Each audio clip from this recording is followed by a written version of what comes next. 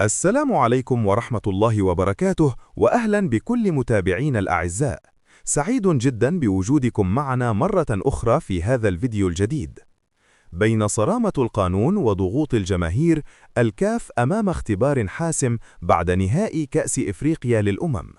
في خضم أجواء مشحونة بالتوقعات والترقب، تقف الكونفدرالية الإفريقية لكرة القدم الكاف اليوم عند مفترق طرق حاسم، حيث تتجه أنظار الشارع الرياضي الإفريقي والدولي إلى ما ستسفر عنه مداولات لجنتها التأديبية بشأن التجاوزات الخطيرة التي شابت نهائي كأس إفريقيا للأمم. تجاوزات لم تمس فقط بسير المباراة، بل ألقت بظلالها الثقيلة على صورة البطولة القارية الأبرز، وفتحت بابا واسعا للنقاش حول مدى صرامة القوانين وقدرة المؤسسات الكروية على حماية نزاهة المنافسات واحترام قيم الروح الرياضية. في الوقت الراهن، لا يستطيع أحد الجزم بطبيعة القرارات التي ستعلنها الكاف، غير أن المؤكد هو أن المؤسسة القارية تدرس بدقة كل الملابسات المحيطة بالمواجهة النهائية، من أحداث المدرجات إلى تصرفات اللاعبين وأفراد الطواقم التقنية، مروراً بالإجراءات التنظيمية والأمنية التي رافقت الحدث.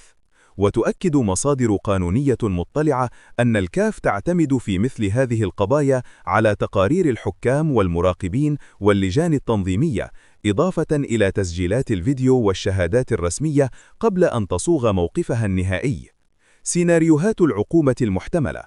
بحسب خبير قانوني في شؤون الرياضة، فإن السنغال قد تجد نفسها أمام 3 مسارات عقوباتية رئيسية. أولها فرض غرامة مالية كبيرة تعكس حجم المخالفات وتأثيرها على سمعة البطولة. ثانيها إمكانية منع المنتخب من خوض مباريات رسمية على أرضه لفترة محددة، في حال ثبت تقصير تنظيمي أو سلوك جماهيري غير منضبط. أما السيناريو الثالث فيتعلق بإقامة مباريات من دون جمهور، كإجراء تأديبي يهدف إلى ردع أي تجاوزات مستقبلية في المدرجات. ولا تقف العقوبات عند هذا الحد، إذ قد تشمل أيضاً إيقاف بعض اللاعبين أو أعضاء من الطاقم التقني، وفي مقدمتهم المدرب باب تياو، في حال ثبت تورطهم في سلوكيات مخالفة للوائح والانضباط العام. موقف الفيفا وتصريحات إنفانتينو. وفي سياق متصل، استبق جياني إنفانتينو رئيس الاتحاد الدولي لكرة القدم الفيفا بعض التطورات بتصريحات أشار فيها إلى أن المسألة لا تقتصر على الطاقم التقني وحده، بل تمتد لتشمل عددا من اللاعبين كذلك. ورغم حديثه جاء في إطار عام، فإنه عكس حجم الاهتمام الدولي بالقضية، وأبرز حساسية المرحلة التي تمر بها الكرة الإفريقية في ظل سعيها الدائم لتعزيز صورتها على الساحة العالمية.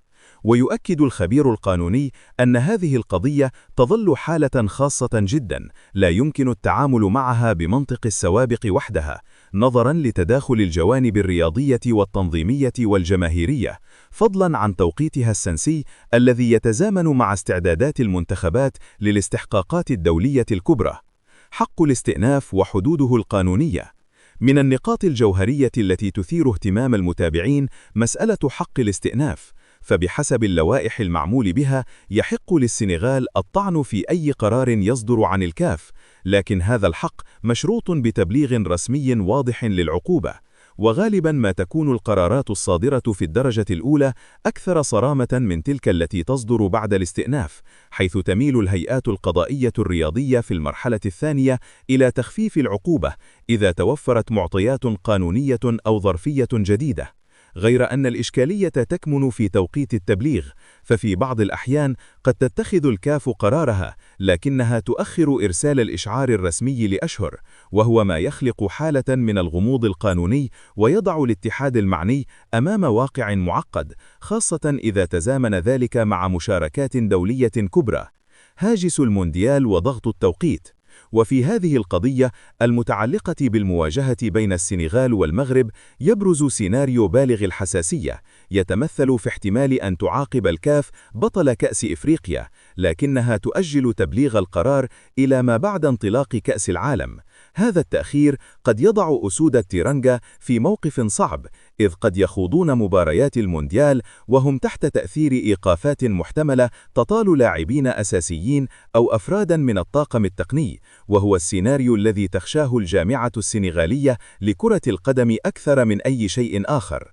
بين العدالة الرياضية وصورة الكرة الإفريقية، تجد الكاف اليوم أمام اختبار حقيقي لمصداقيتها وقدرتها على تحقيق التوازن بين فرض العدالة الرياضية وحماية صورة الكرة الإفريقية على الصعيد الدولي. فقرارها المرتقب لن يكون مجرد إجراء تأديبي عابر، بل رسالة واضحة لكل الاتحادات والمنتخبات والجماهير بأن القوانين فوق الجميع، وأن النزاهة والانضباط يمثلان الحجر الأساس لأي بطولة تسعى للعالمية.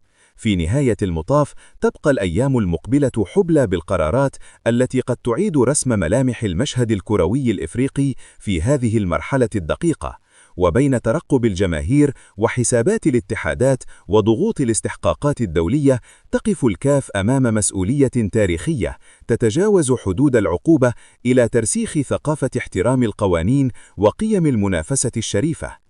قرارها المرتقب لن يحدد فقط مصير السنغال في المرحلة المقبلة، بل سيشكل أيضاً معياراً لمدى جدية المؤسسة القارية في حماية سمعة بطولاتها وصون هيبة كرة القدم الإفريقية على المسرح العالمي.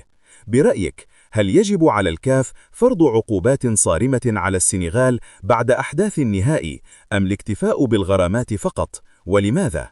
إذا وصلت إلى هنا فأنت من الناس الرائعين. اكتبوا لنا رأيكم في التعليقات، ولا تنسوا الإعجاب بالفيديو والاشتراك في القناة. نشوفكم في فيديو جديد. مع السلامة.